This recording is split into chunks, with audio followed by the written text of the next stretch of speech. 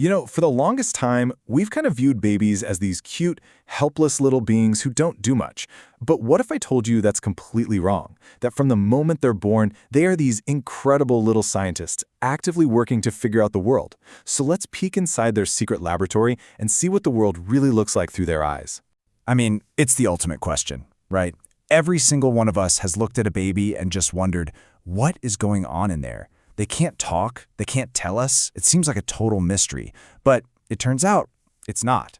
Okay, so if they can't tell us what they're thinking, how on earth do we know?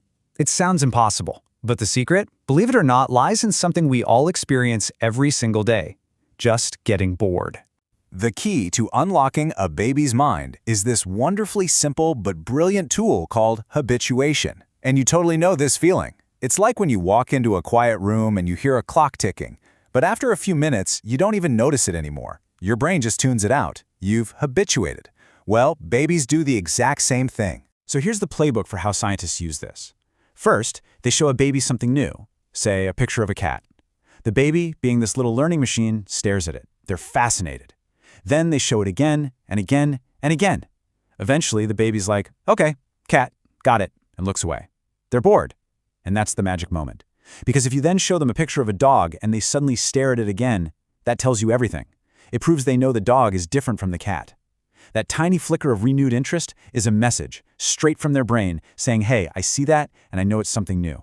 All right, so using this super clever method, what if we actually discovered, what does the world really look and sound and feel like for a brand new baby? Let's kick things off with vision, because it's maybe not what you'd expect. Out of all their senses, a newborn's eyesight is the least developed. Their world isn't the crisp, high-def picture we see. It's much blurrier, and they're really drawn to high-contrast stuff, like the black and white edges where light and shadow meet. But here's the thing. While their vision is a little fuzzy, their other senses are surprisingly sharp right from the get-go. Their hearing is already tuned into the most important sound there is, the human voice.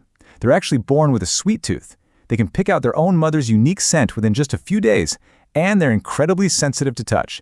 They are just taking it all in. In fact, this is so hardwired that a huge, groundbreaking study way back in 1963 found that babies who were just 2 days old would rather look at a simple drawing of a human face than any other funky pattern you could show them. But why? Well, it's not because they recognize it as a person in the way we do. It's because a face has everything their developing vision absolutely loves. It's got curves, complexity, and those high-contrast spots like the eyes and the hairline. To a newborn, a face is simply the most interesting show in town.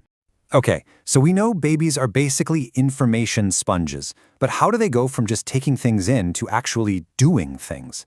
This next phase is all about that incredible journey from pure reflex to intentional action. And our tour guide for this part of the journey is the legendary psychologist Jean Piaget. He called these first 2 years of life the sensorimotor stage, and it's a wild ride of cognitive growth that happens in 6 distinct leaps. So in that first month, it's pretty much all reflexes: sucking, grabbing, looking around. Then from about 1 to 4 months, they discover their own body.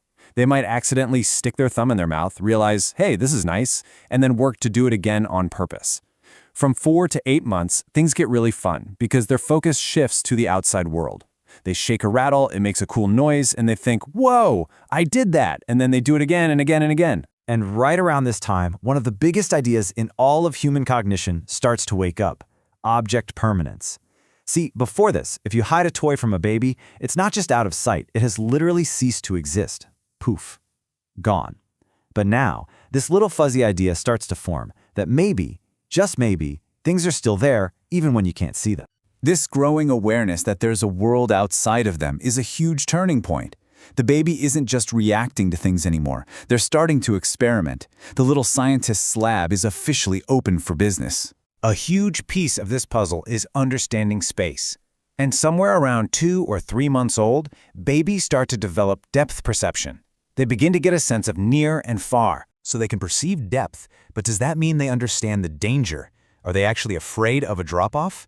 I mean, how in the world could you even test that safely? Well, with this classic and brilliant experiment called the visual cliff, researchers set up a table that looked like it had a shallow side and then a sudden deep drop.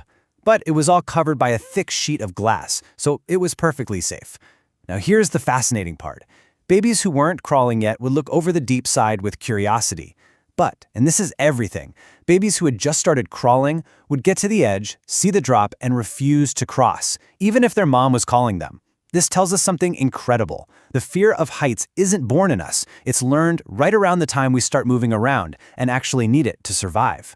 From there, the experimentation just explodes. First, they become little planners, combining actions to get what they want, like lifting up a blanket in order to grab the toy underneath.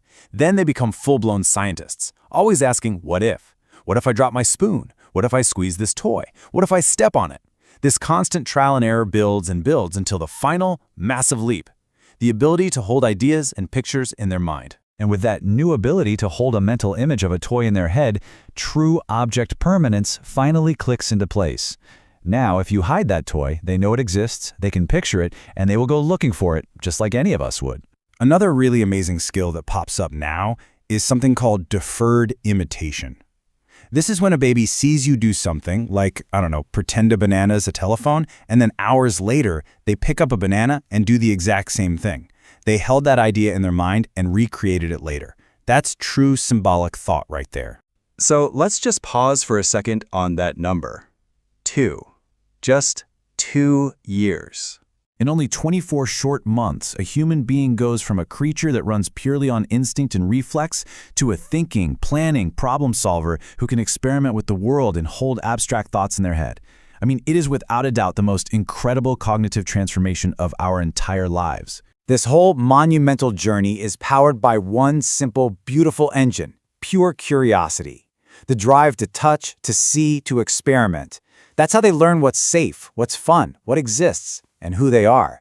It's the foundation for literally everything that comes next. So the real question isn't just what a baby is thinking, but what is their world teaching them? And what role do we play in that, whether we even realize it or not?